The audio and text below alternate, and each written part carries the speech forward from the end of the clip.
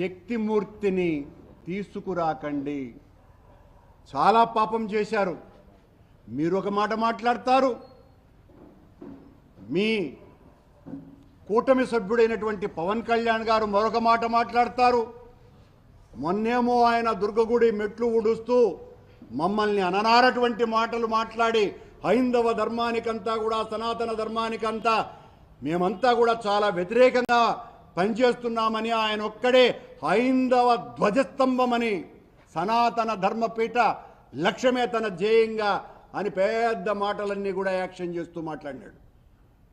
నిన్న మళ్ళీ వెంకటేశ్వర స్వామి దర్శనానికి వస్తున్నారు. ఆయన దర్శనానికి వస్తున్నారు కాబట్టి ఆయనకు అనుమతి ఇవ్వటం ఇవన్నీ కూడా సాదాసీదగా జరిగిపోవటం మంచిది అని సన్నాయి నొక్కులు నొక్కినారు. చంద్రబాబు గారి అనుంగు శిష్యులేమో నిన్ను రానివ్వము అని భీకర ప్రతిజ్ఞలు చేస్తున్నారు.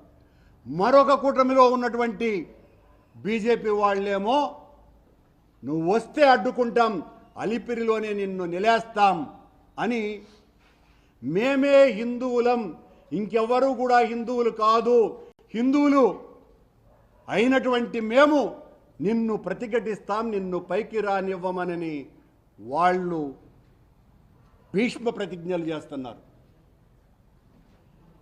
ఈ తిరుపతి బీజేపీ నాయకులు లేదా కొత్తగా బీజేపీలో చేరినటువంటి నాయకులు చెబితే, ఎవరు పేరు చెబితే వాళ్ళు హిందువులట, ఎవరు హిందువులు కాదని వాళ్ళు చెబితే వాళ్ళు హిందువులు కాదు.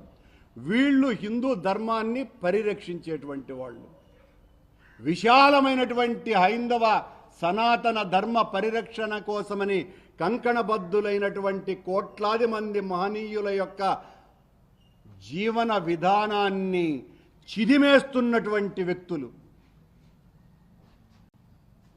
వీళ్ళు. హైందవ సంస్కృతి గురించి మాట్లాడుతూ ఓనమాలు కూడా తెలియనటువంటి వాళ్ళు సనాతన ధర్మాన్ని గురించి. వీళ్ళు సనాతన ధర్మ పరిరక్షకులుగా కొత్త అవతారం ఎత్తి రోజు పత్రికల్లోనూ ప్రసార మాధ్యమాల్లోనూ తమకు కావలసినంత షేర్ తీసుకోవటం కోసమని వీరతాళ్లు కట్టుకొని విర్రవీగుతున్నారు. ఇది చాలా దారుణమైనటువంటి విషయం.